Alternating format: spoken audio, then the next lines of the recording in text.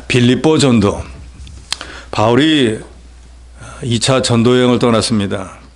그래서 15장 말미에 보면은 원래 1차 전도 여행 때는 바나바와 같이 선교 여행을 떠났었는데 마가 요한의 문제 때문에 서로 갈라지게 되었다 그랬습니다.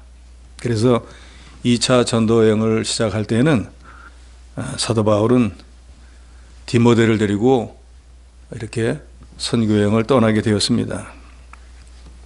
흔히 사도행정을 성령의 복음이다라는 말을 신학자들이 하는데, 그 말은 복음을 성령께서 주장하신다라는 뜻입니다. 근데 오늘 이 16장에 보면은 분명히 성령께서 모든 것을 주관하고 주장하신다는 것을 우리가 알 수가 있습니다. 그래서 선교, 전도도 성령이 허락해야지만 되는 것이지 인간의 무슨 생각이나 수단이나 방법으로 되어지는 것이 아니라는 것을 여기 6절로 10절에 보면 아주 분명하게 말씀하고 있습니다.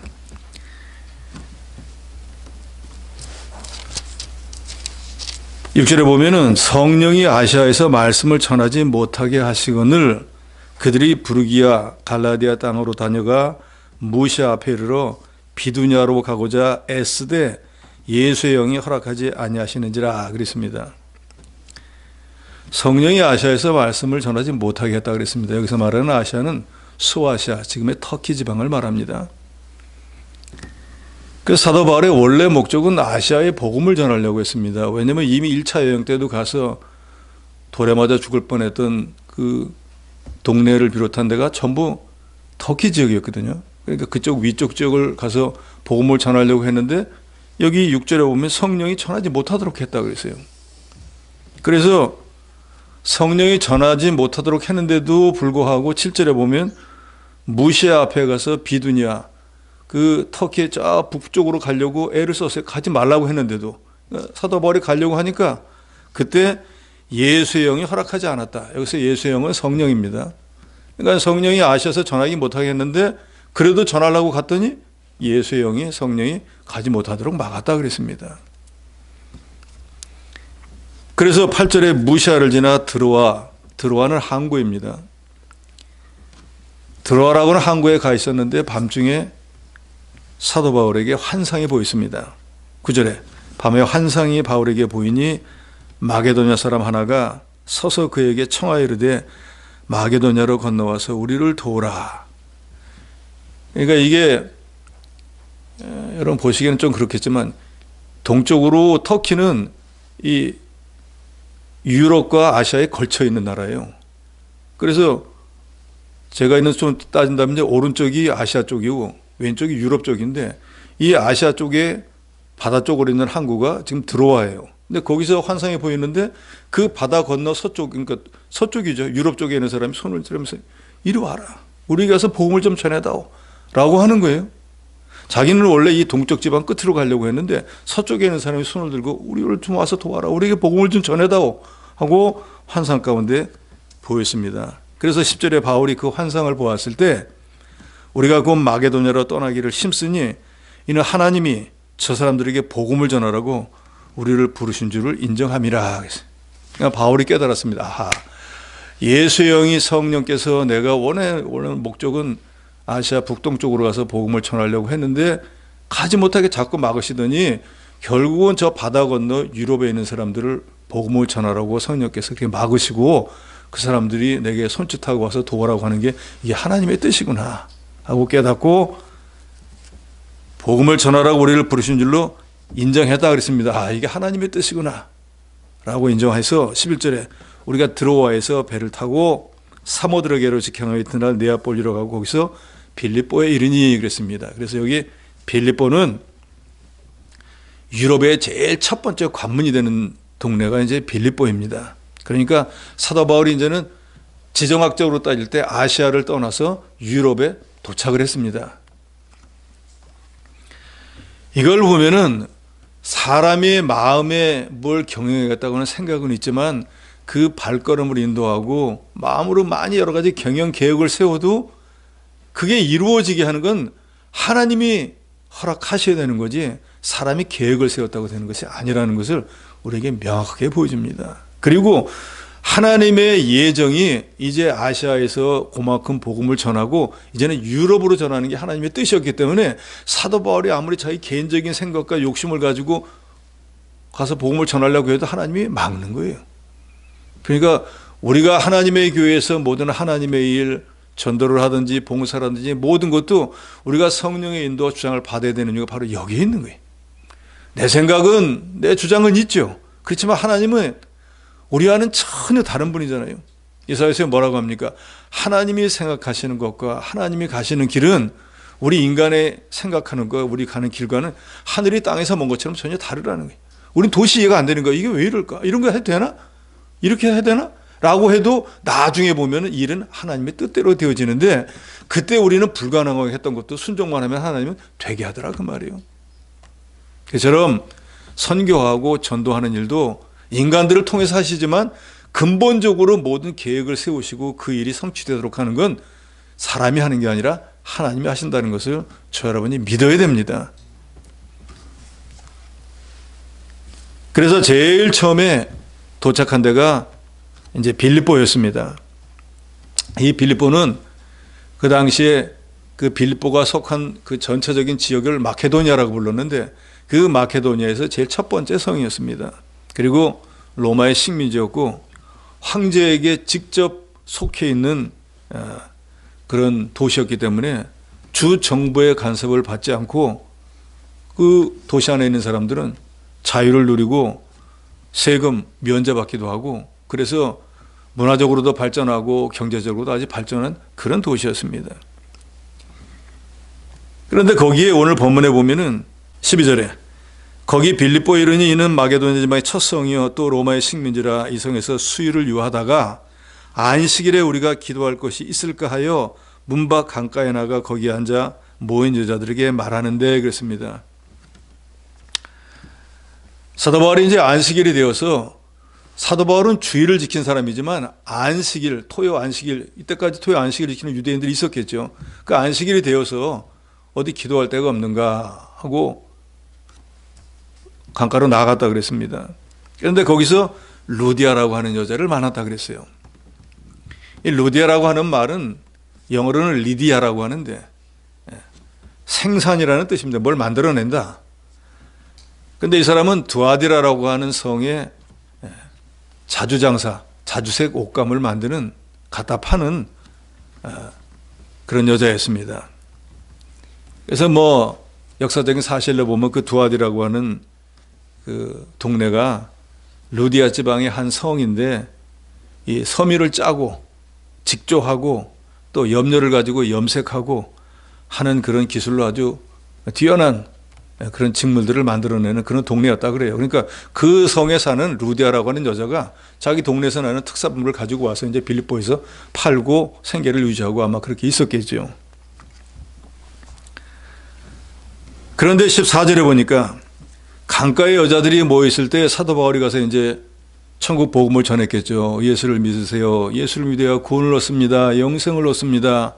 하고 복음을 전하니까 14절에 두아디라시에 있는 자색 옷감 장사로서 하나님을 섬기는 루디아라고 하는 여자가 말을 듣고, 즉 거기 모인 여자들이 여럿 있었는데 그 가운데 루디아라고 하는 여자가 사도 바울이 전하는 복음의 말씀을 듣고 있을 때 주께서 그 마음을 열어 바울의 말을 따르게 하신지라 그랬습니다. 그 여자들이 여럿 있었습니다.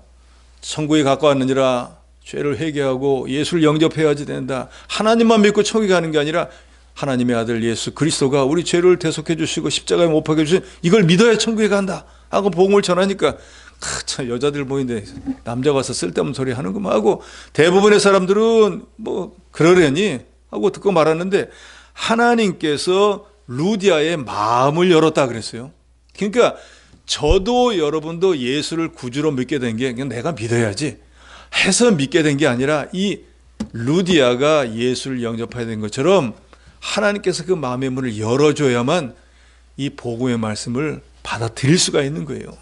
그러니까 저도 여러분도 내 생각으로는 내가 그냥 믿어야지 해서 믿은 것처럼 보이지만 주께서 우리 마음의 문을 열어주셨기 때문에 우리가 귀로 들은 그 말씀이 그렇구나 하고 믿어지게 되는 거예요. 그래서 이게 감사한 거다 그 말이에요. 나보다 더 똑똑하고 더 잘난 사람들도 많은데 그 사람들은 그 말을 들어도 그렇게 믿지 않는 거예요. 뭐 그럴 수도 있겠지. 뭐 믿든지 말든지 난 모르겠다. 그런데 우리는 그게 아주 심상하게 들린다 그 말이에요. 정말로 그렇다 하고 믿어진다 그 말이에요.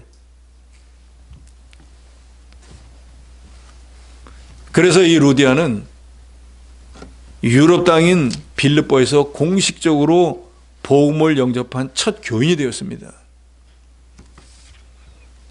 그래야 많은 사람이 있어도 아무리 복음을 전한다고 해도 믿기로 예정되어 있는 하나님이 택한 자만 복음을 영접하지 아무나 다 영접하는 건 아니에요. 그런데 누가 그런 사람인지를 모르니까 우리는 전하는 것뿐이다 그 말이죠. 그러면은 믿기로 예정되어 있는 사람은 하나님 그 마음의 문을 열어서 믿도록 역사하신다는 거예요. 누가 믿을 사람인지는 모르니까 우리는 무작위적으로 전할 사명이 우리에게 있다는 거예요. 그러니까 우리가 이렇게 생각하면 잘못입니다. 이 사람은 죽어도 안 믿을 사람이야. 그건 자기가 하나님인 거예요. 믿을지 안 믿을지 그건 누구도 몰라요. 죽을 때까지도 모른다니까요. 그러니까 우리는 전할 것뿐이에요.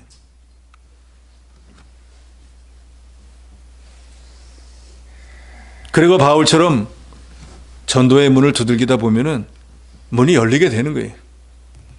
누가 믿을 사람인지 알면 얼마나 쉽겠어요. 오늘 어디 가면 누가 있겠죠? 그거 딱 전하면 되잖아요. 그걸 어떻게 하냐고. 알 수 없거든요. 하나님의 택한 백성을 찾으려고 애쓰고 복음을 힘써 전하면은 하나님이 만날 자를 만나게 해줍니다. 그래서 전도하는 사람은 사명감을 가지고 복음을 전하되 성령의 인도와 주장을 받아야 되는 이유가 바로 여기에 있는 거예요. 우리가 이미 상고했지만 빌립지사가 광야로 간 것도 성령께서 가라고 해서 그 말씀 순종해서 갔더니 에티오피아 내시를 만나게 됐잖아요. 자기가 계획을 세우고 간 게 아니에요. 이런 여러 가지를 통해서 보면 확실히 이 성령을 받게 하시는 것도 하나님이고 또 이 모든 이 하나님의 일을 실행해 나가시는 것도 성령이 주장하는 것을 우리가 분명히 알 수가 있습니다.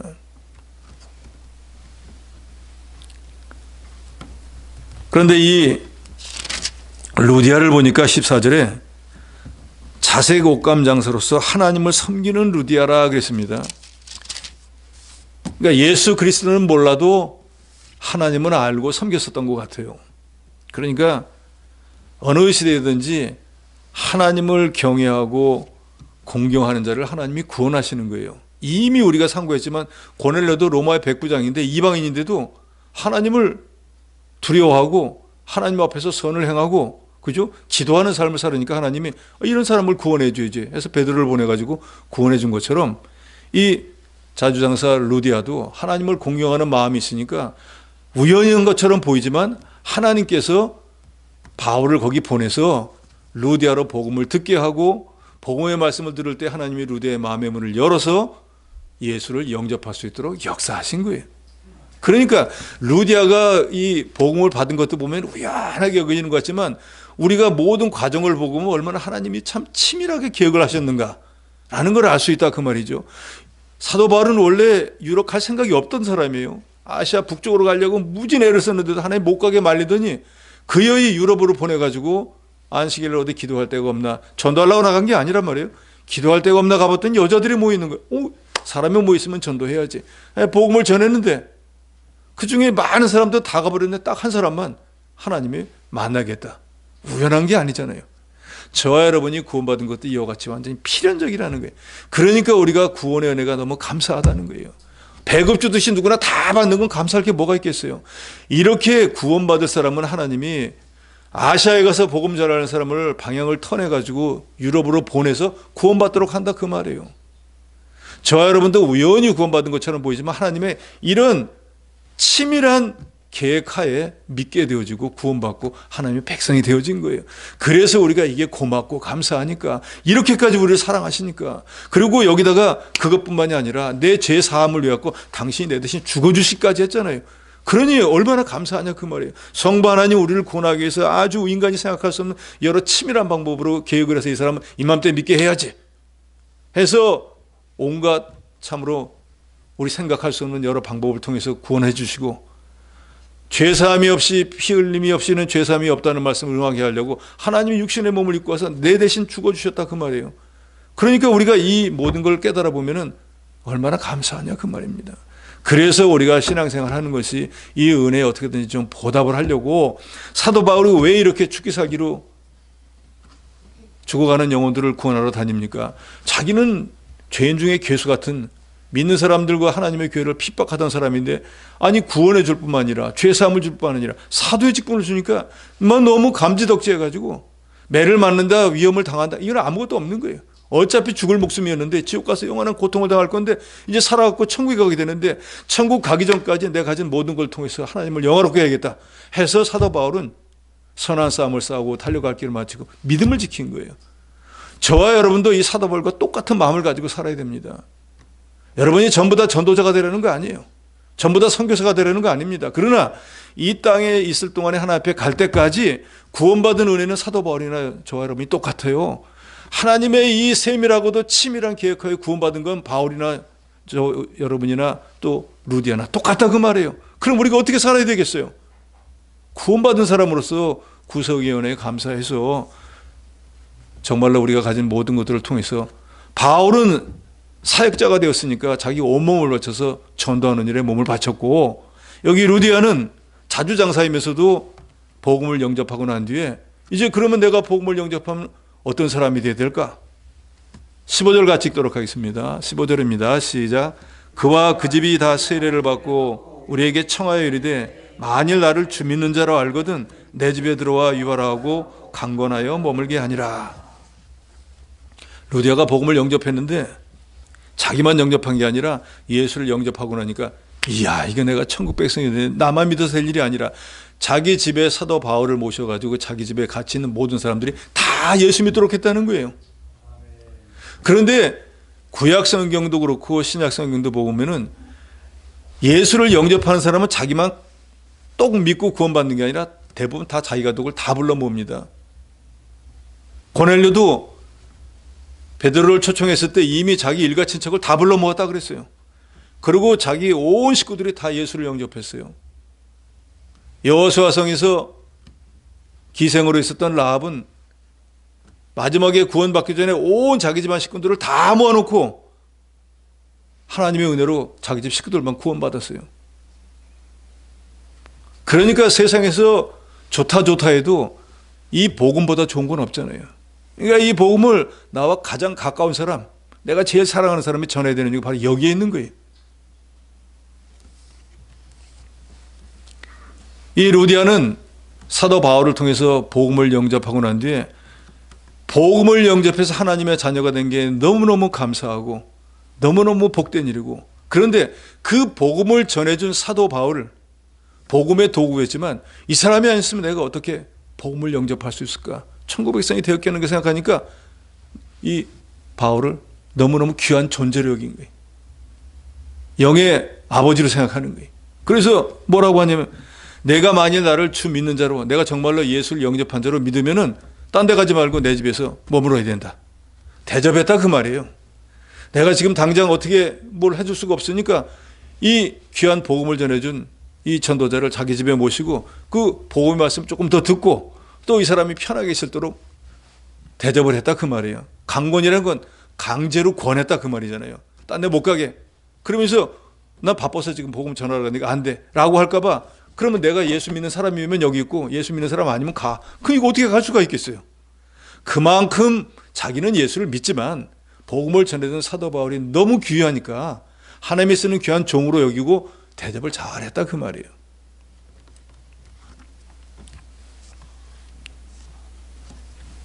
거듭 말씀드리지만 하나님께서 아시아의 복음을 전하려던 바울을 유럽으로 가게 한 것은 바로 이 루디아를 구원해서 루디아를 통해서 이제 유럽의 복음의 전초 기지를 만들고 거기서부터 유럽의 복음을 전하게 하는 하나님의 예정이 있었기 때문이에요.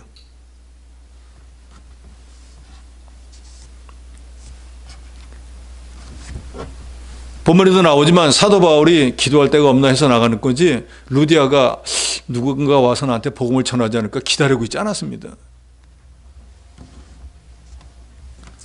그런데 우리가 잘 아는 데살로니가전서 2장 13절의 말씀처럼 우리가 하나님께 끊임없이 감사하면 너희가 우리에게 들은 바 하나님 말씀을 받을 때 사람의 말로 받지 아니하고 하나님의 말씀으로 받으니 진실로 그러하도다. 이 말씀이 또한 너희 믿는 자 가운데서 역사하느니라. 똑같은 말씀을 똑같은 시간에 똑같은 사람들이 듣는다고 할지라도 그 말을 정말 하나님의 말씀으로 들으면 듣는 그 사람 속에서 그 말씀이 역사한다는 거예요. 그래서 우리가 귀를 기울이고 하나님 말씀을 들어야 하는 이유가 바로 여기에 있습니다. 하나님의 말씀은 살아 역사한다 그랬잖아요. 그래서 심령과 폐부, 골수를 찔러 쪼개고 우리가 기도할 때 매일 쓰는 말이잖아요. 그게 정말 그렇다 그 말이에요. 그런 말씀으로 들으면 그 말씀이 정말로 내 죄가 생각나게 하고 내가 하나님 앞에 바로 못한 모든 것들을 회개시키고 내게 용기를 주어가지고 결심하게 만들고 하나님의 삶으로 바꿔나가는 역사가 일어난다 그 말입니다. 그래서 말씀을 들을 때마다 자꾸 변화가 되어지고 그런 변화의 과정이 쌓여지면 그게 믿음이 되는 거예요. 그래서 믿음은 들으면서 난다는 말이 바로 그거예요. 듣지 않고는 믿음이 생길 수가 없어요. 그런데 아무 말이나 들어서 되는 게 아니고 그리스도의 말씀, 복음의 말씀을 들을 때 믿음이 생기는 거예요. 그러니까 신앙생활을 아무리 오래 했다고 해서 예배당 왔다 갔다고 해서 하나님 말씀을 듣지 않으면 믿음과는 상관이 없어요. 그냥 신앙생활처럼 교회만 왔다 갔다 한 것뿐이에요. 그거는 믿음과는 전혀 상관이 없어요. 말씀을 들어야 돼요. 들을 때 하나님의 말씀으로 들어야 되는 거예요. 저도 마찬가지고 여러분도 마찬가지지만 신앙생활을 좀 오래 하면 판단합니다. 이전에 누구한테 들을 땐 그렇게 안 하던데 누구는 저렇게 하던데 하고 자기가 아는 지식을 가지고 비교 판단을 하는 거예요. 하나님의 말씀을 전하는 사람이 똑같이 할 수가, 앵무새가 오면 얼마나 힘들겠어요. 여러분 생각해 보세요. 내가 목사를 100명만 해도 100명이 똑같이 하는 거야. 그는 아무 의미가 없죠. 이 성경을 읽는 건 똑같을 수 있지만 깨닫으면 다 달라요. 그래서 연구하고 기도해야 되는 이유가 거기에 있거든요. 같은 목사가 같은 구절을 같이 연구를 해도 서로 다른 결과가 나온다니까요. 하물며 서로 인격체가 다른데 어떻게 같은 설교를 할 수 있겠어요? 예를 들어서 아주 훌륭한 목사의 설교문을 갖다가 그렇지 않은 분이 설교해 보세요. 뭐 은혜 못 받습니다. 왜요? 그분은 자기가 연구하고 깨달은 것을 자기가 완전 숙지를 해서 하는 거지만 앵무새같이 베끼는 사람은 감동이 없거든요. 자기도 뜻도 모르고 하니까. 그런데 듣는 사람도 그것을 하나님의 말씀으로 들어야 믿는 자 속에서 역사하는 역사가 일어난다는 거예요. 그러니까 듣는 사람이 어떻게 보면 더 중요합니다. 누굴 통해서 듣는가도 중요할 수 있지만 듣는 사람의 마음의 자세가 너무 중요한 거예요. 그래서 우리가 기도할 때마다 우리 마음이 옥토와 같이 해달라고 늘 기도하지 않습니까? 그래야지 은혜 받을 수 있는 거예요. 은혜라는 걸 우리가 잘못 생각하면 무슨 즐거운 얘기가 은혜, 그건 아닙니다. 예화라고 하는 것은 좀 이해하기 쉬운 얘기잖아요. 왜? 우리가 하나님 말씀을 이해하기가 어려우니까 그런 어떤 예화를 들어서 이 말씀의 뜻이 바로 이런 거라고 설명해 주기 위한 건데 많은 사람들이 그 예화에는 정신이 다 팔리면서 정작 들어야 될 진리의 말씀은 못 듣는 거예요.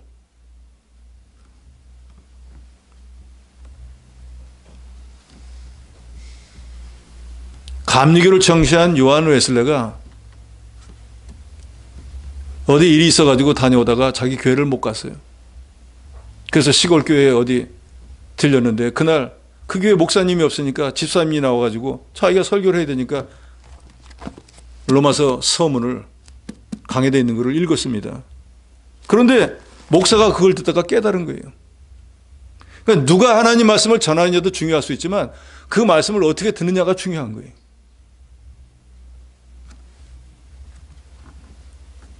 많은 여자들이 있었지만 루디아가 사모하는 마음으로 그 말씀을 들었기 때문에 하나님께서 물론 택자였겠죠. 그러니까 그 사모하는 마음의 문을 열어서 시편 107편 9절에 사모하는 영혼을 어떻게 해준다 그러죠? 만족하게 해주신다. 평시에 사모하고 있었으니까 그 말씀을 들을 때 하나님 만족하게 마음의 문을 열어서 그리스도를 영접할 수 있는 은혜를 베풀어서 천국 백성이 되게 해주셨습니다.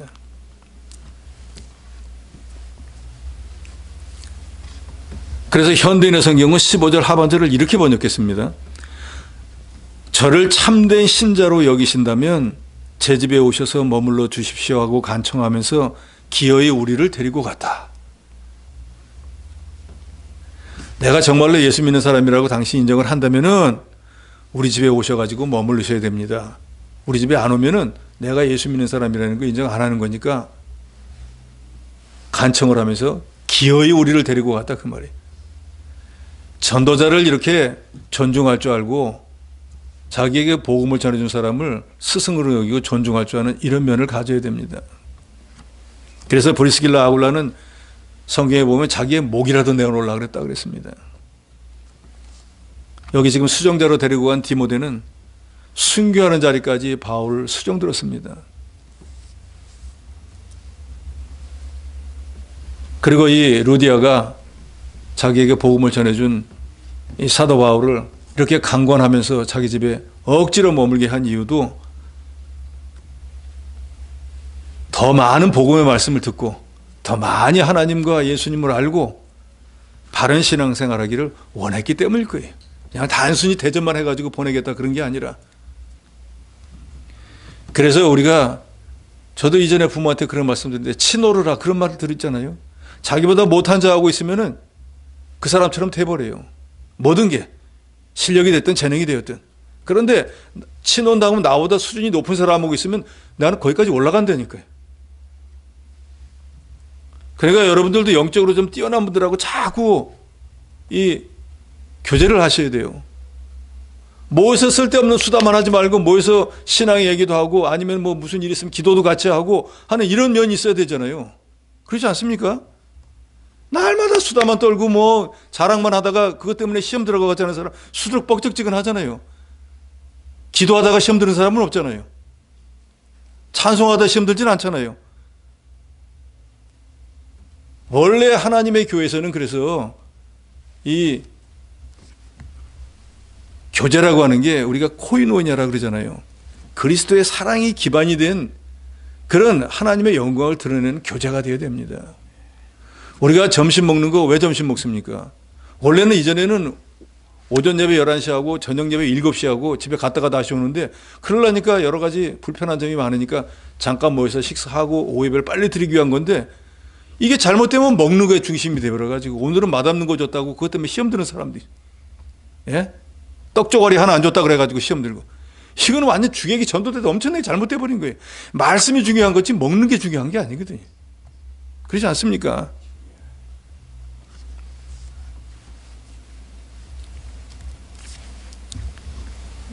중요한 것은 성령께서 모든 것을 주관하시되 구원받는 사람의 입장에서도 사모하는 마음이 있어야 돼요. 우리가 하나님 말씀을 들을 때도 저도 여러분도 사모하는 마음이 있어야 됩니다.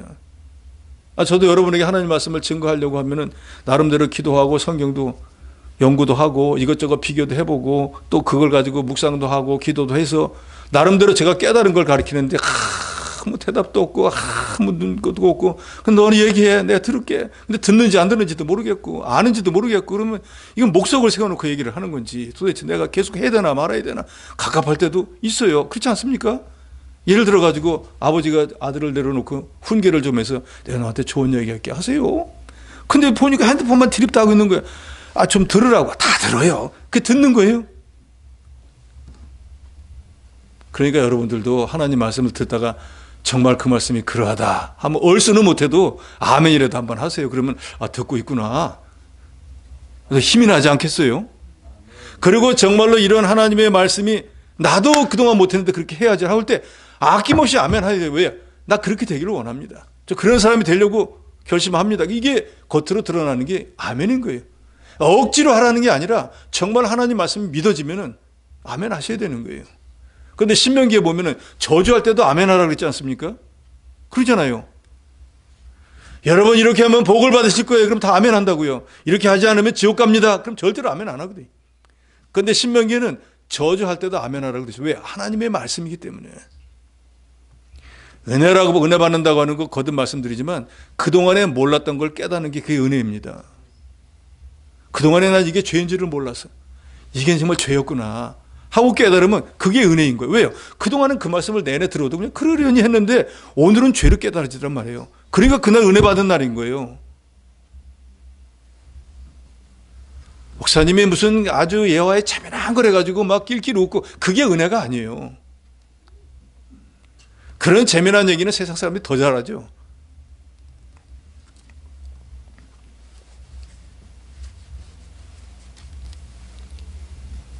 (16절에서) (34절까지는) 귀신 들린 여자가 사도 바울을 따라다니면서 말은 바로 했습니다.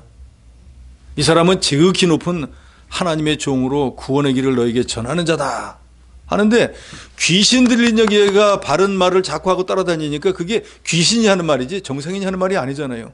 그러니까 바울이 정상적인 사람이 그런 말을 하고 온 동네 사람들에게 전하고 다니면 복음을 전해주는 역할을 하겠지만, 귀신이 지금 그 말을 하고 다니면 이 귀신이 이 사람을 보고 이 사람이 하나님의 지극히 높은 사람이야 하니까 같은 부류로 여기게 된다 그 말이에요.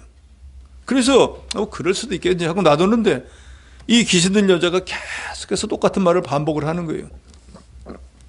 그래서 18절에 보면 이같이 여러 날을 하는지라 바울이 심히 괴로워하여 돌이켜 그 귀신에게 이르되, 여기 말하는 건 귀신 들린 여자의 그 여자를 조종하고 있는 귀신에게 말하는 겁니다.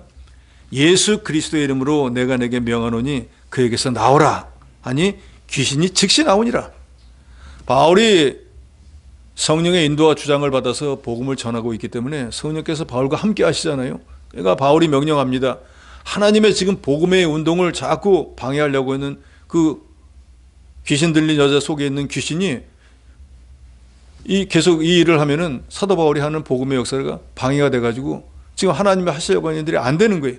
그래서 귀신에게 예수 그리스도의 이름으로 내가 내게 명하노니 그에게서 나오라 하니까 귀신이 즉시 나가버렸습니다. 근데 문제는 귀신이 나가버리고 나니까 그 귀신 들린 여자가 귀신이 들려있을 때는 그 귀신을 이용해서 점을 쳐가지고 뭐 사람들에게 뭐가 어떻게 되고 하니까 얼추 맞기도 하겠죠. 왜냐면 귀신도 영물이니까 뭐 우리 사람보다 낫지 않겠어요? 그래가지고 그 주인이 그 귀신 들린 여자를 통해 가지고 돈을 벌고 있었는데, 귀신이 나가버리니까 여자가 아무것도 못하니까 자기 돈벌이 할 그 중요한 자산이 사라져 버렸단 말이에요. 그러니까 20절에 사도 바울을 붙잡아 가지고 자기 상관들 앞에 데려가서, 이 사람이 유대인인데 우리 성을 심히 요란하게 하여 로마 사람인 우리가 받지도 못하고 행하지도 못할 풍속을 전한다. 그러니까 이 사람 이거 처분해야지 안 된다 하니까 사람들이 달려들어 가지고 상관들이 옷을 찢고 매를 때려 가지고 23절에 보면 많이 친 후에 옥에 가두고 간수에게 명하여 든든히 지키라 했다 그랬습니다. 사도 바울은 복음을 전한 자밖에 없고 그 여자는 따라다니면서 사도 바울을 괴롭혀서 귀신 나가라고 한 것밖에 없는데, 뭐 전하지 못할 것 전했다고 거짓부렁으로 이 상관들에게 가가지고 모함을 해가지고 또 이 상관들은 들어보지도 않고 무조건 때리고 감옥에다가 가둬버리고 말았습니다. 이걸 보면은 복음을 전하면은 하나님의 나라를 확장해 나가는 하나님이 보시기에 참으로 귀한 일인데도 불구하고 고난이 있다는 걸 알 수가 있어요. 그러니까 우리가 하나님의 일을 한다고 해갖고 막 여기저기서 다 환대를 받고 대접을 받고 잘 되어지는 게 아니라 고난이 있다는 걸 알아야 됩니다. 그래서 사실은 하나님의 일이 어려운 거예요. 우리가 이 하나님의 일을 한다고 하면 모든 사람들이 가는 데마다 막 환영을 하고 대접을 하고 하면 얼마나 좋겠어요. 그러나 그 반대 일이 훨씬 더 많습니다.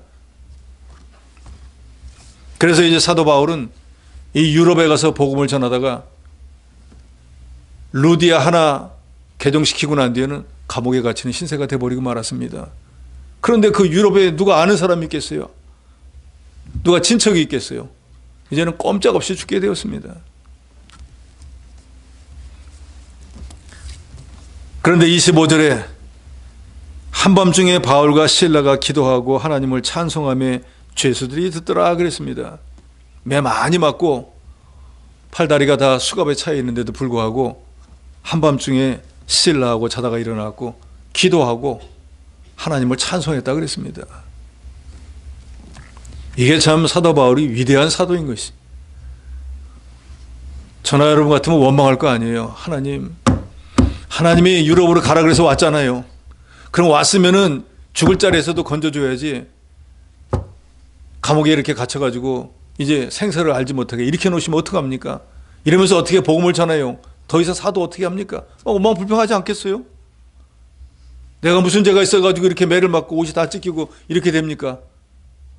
다시는 복음 전하지 않겠습니다. 우리는 예수 믿다가 조금만 어려움 당하면 아이고 나 이제 교회 안 가. 예수 안 믿을 거야. 다반사를 그러잖아요.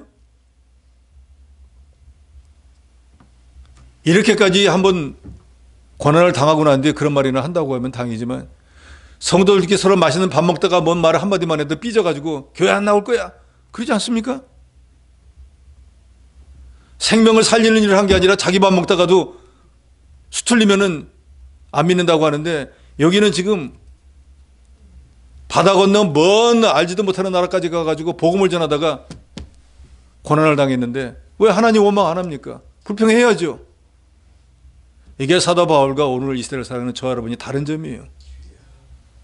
우리가 이런 사람이 되어야 됩니다. 이런 복음을 전하고 생명을 살리는 일을 하다가 어려움을 당하면 혹시라도 원망하겠지만 같은 성도들끼리 밥이나 먹고 하다가 말싸움하다가 시험 들고 교회 못 나오겠다, 돈 몇 푼 빌려준 거 갚는다 싸움질 나가지고 교회 관두고 하는 사람 수룩벅적지근하잖아요. 시험이 들려면 좀 시험이 들만한 거리를 가지고 시험이 들어야지. 하나님 보시면 얼마나 우습겠어요. 그래서 우리가 믿음의 교리에 바로 서야 되는 이유가 바로 여기에 있는 거예요. 아마 여러분들도 제가 은퇴할까지 제일 많이 듣는 얘기 중에 하나가 정말로 하나님의 교회를 사랑한다고 하면 하나님의 교회에 붙어서 떨어지지 마세요. 아니 사랑하는데 어떻게 사랑하는 데를 떠나냐 그 말이에요. 말이 안 되잖아요. 사랑하는데.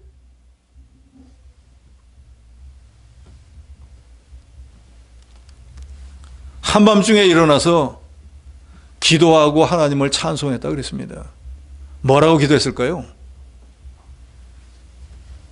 무슨 찬송을 했을 것 같습니까? 어쨌든 간에 기도하고 찬송을 했는데 그 다음에 하나님의 역사가 일어납니다.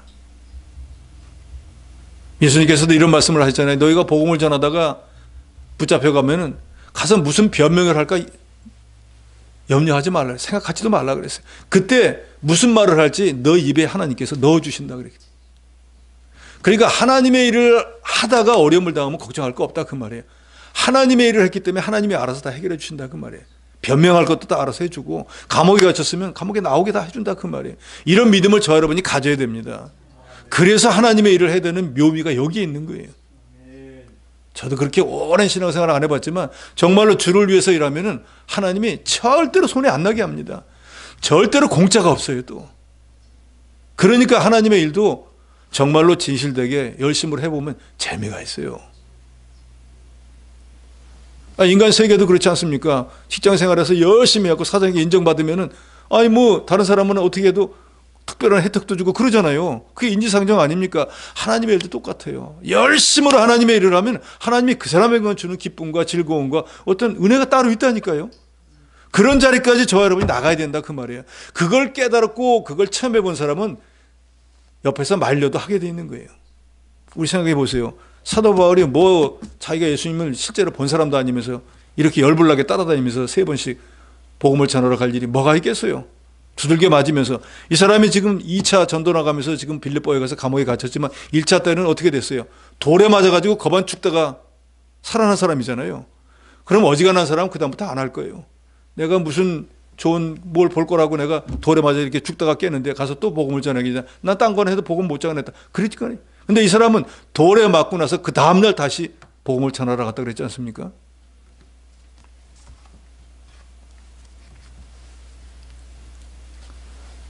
한밤중에 일어나서 기도하고 찬송을 했는데 그 감옥에 있는 죄수들이 다 들었는데 26절에 갑자기 큰 지진이 나서 옥토가 움직이고 문이 곧 다 열리며 모든 사람의 매인 것이 다 벗어진지라. 하나님께서 인간들이 채웠던 수갑을 다 풀어지게 하시고 인간들이 감옥에 문을 했고 몇 개로 잠궈놨던 그 문을 다 헐어버리고 자유인이 되도록 만들어버렸어요. 이게 하나님의 역사인 거예요. 그러니까 우리가 하나님의 일만 열심으로 하면은 이처럼 매인 것이 다 풀어지게 하는 역사가 하나님이 하시는 거예요. 어떻게 구원받을까 염려 걱정할 거 하나도 없어요. 그랬더니 이제 전세가 역전이 돼버렸습니다. 간수가 졸다가 자다가 깨서 일어나 보니까 옥문이 다 열리고 죄수가 안 보이는 거예요. 그때 로마법에 의하면은 죄인을 제대로 지키지 못해서 죄인이 탈옥을 한다든지 하면 그 지키던 간수가 대신 죽어야 되는 거예요. 그러니까 간수가 보니까 같이 했던 바울과 실라가 없어졌으니까 이제 죽게 됐으니까 어차피 죽을 거 자기가 칼을 빼앗고 자살을 하려고 하니까 그때 바울이 스톱! 우리가 여기 있다. 28절에 바울이 크게 소리질러 이르되 내 몸을 상하지 말라. 우리가 다 여기 있노라. 그러니까 간수가 등불을 들고 와서 정말 이 사람들이 아까 그 수갑에 채웠던 사람들인가 와서 얼굴을 들여다보니까 바로 자기가 가두었던 그 사람들이. 그러니까 30절에 바울과 실라를 데리고 나가서 간수가 선생들이여 내가 어떻게 해야 구원을 받으리까? 나 이제 죽게 되었는데 당신들이 도망가 버리면은 지금 살아있지만 당신들이 이제 둘이 가버리면 나는 당신들 때문에 대신 죽는데 내가 어떻게 해야지 구원을 받겠나? 그랬더니 그 유명한 31절 말씀을 사도 바울이 합니다. 31절 같이 읽습니다. 시작. 이르되 주 예수를 믿으라. 그리하면 너와 네 집이 구원을 받으리라. 아멘. 누구든지 예수를 구주로 믿기만 하면 구원을 받는 거예요. 간수는 지금 자기 육신의 생명을 구원받기를 소망했는데 사도 바울이 주 예수를 믿으라 그러면 너와 내 집이 구원을 얻으리라는 이 말씀을 영접함으로 인해서 영혼도 구원받고 육신도 구원받는 복을 받았습니다. 큰 복을 받았어요. 왜 사도 바울이 매 많이 맞고 빌립보 감옥에 되어 있습니까? 이 간수를 구원하기 위해서. 그러니까 간수 하나 구원하기 위해서 사도 바울은 매 억수로 맞고 영혼을 구원해냈습니다. 그랬더니 32절에 주의 말씀을 그 사람과 그 집에 있는 모든 사람에게 전하더라. 그러나 그 밤 그 시각에 간수가 그들을 데려다 그 맞은 자리를 씻어주고 자기와 온 가족이 다 세례를 받은 후. 그러니까 이 시대 사람들은 한 사람만 딱 호주만 전도가 되면은 나머지 가족 식구를 전부 다 전도해가지고 다 같이 예수 믿고 천국 백성을 만들어버리는 제일 잘하는 일이죠. 그러니까 지금 아직까지 집안에 예수를 영접지 않은 분들이 있으면은 저와 여러분이 세상 떠나면 못 전하잖아요. 떠나기 전에 전해서 천국 백성을 다 만들어야 됩니다.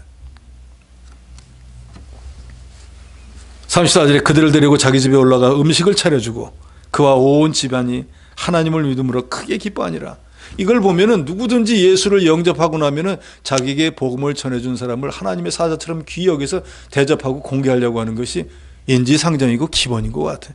그러니까 오늘 이 시대에도 여러분들이 목사를 대접하고 하는 것도 어떻게 보면 이런 믿음에서 나온 것이고 이게 합당한 것일 수 있어요. 제가 농담 삼아서 가끔 얘기하지만 술 좋아하는 사람들이 비싼 술병에다가 넣어놓는 이유가 뭐예요? 그 안에 술이 귀중하니까 그거 병도 이쁘고 멋있는 거에다 놓고 또 이전에 우리 그 누굽니까? 우리 집사람 큰오빠가 보니까 장식장에 열쇠로 잠가놨더라고요. 못 가져가게. 좋은 거는. 그 안에 있는 술이 귀중해서 그 병도 그렇게 귀중히 여기고 잃어버리지 않으려고 하는 것처럼 우리도 마찬가지 복음을 전해주는 또 복음의 말씀을 전하는 선지자나 교육자를 귀히 여기하는 일은 바로 여기 있는 거예요.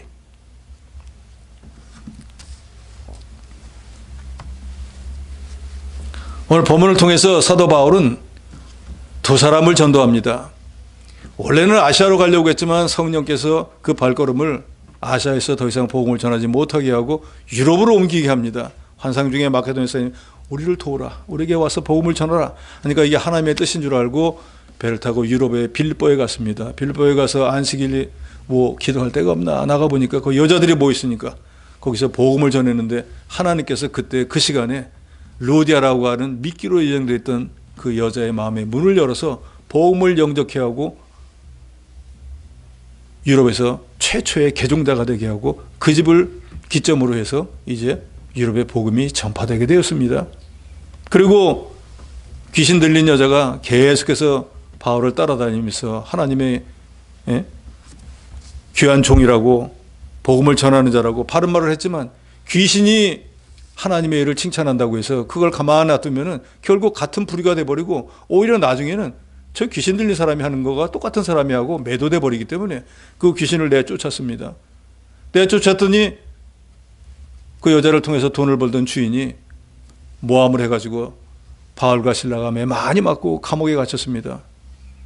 그런데 사도 바울은 거기서 원망하거나 불평하지 않고 다시는 이제 복음 안 전할 거야 하고 그랬던 길로 나가지 않냐고 오히려 예수님의 말씀을 기억하면서 내 앞에 있던 모든 선지자들도 그와 같이 핍박을 받았느니라.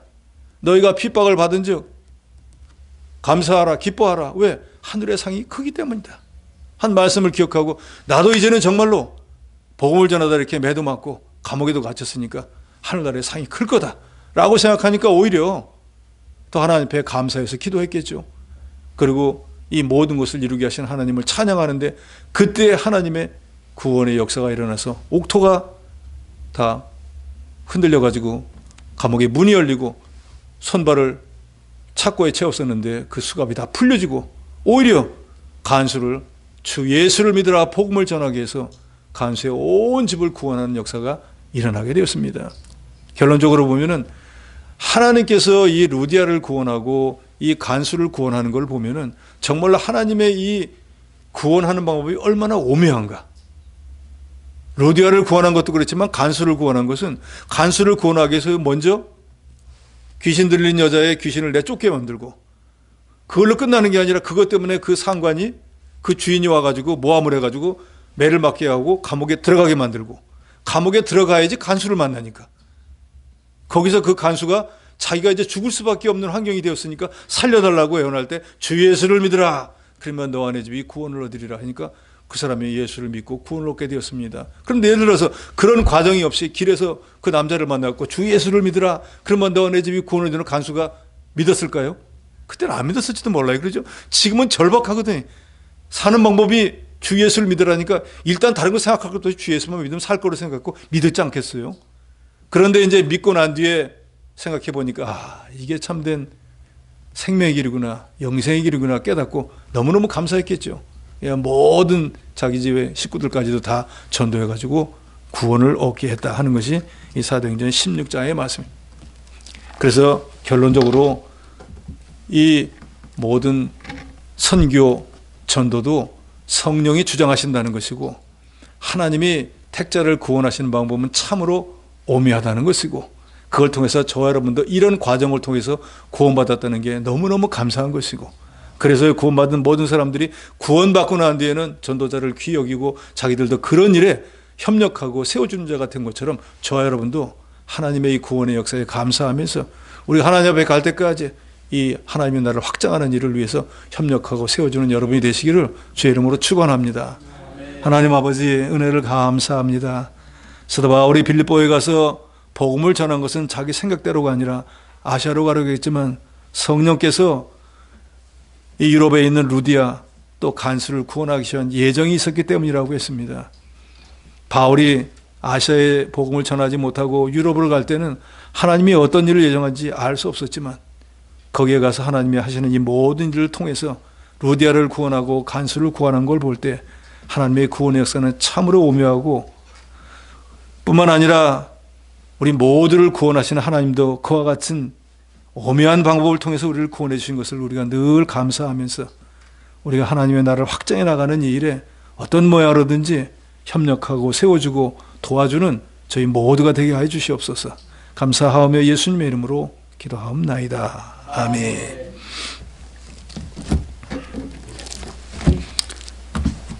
예, 찬송가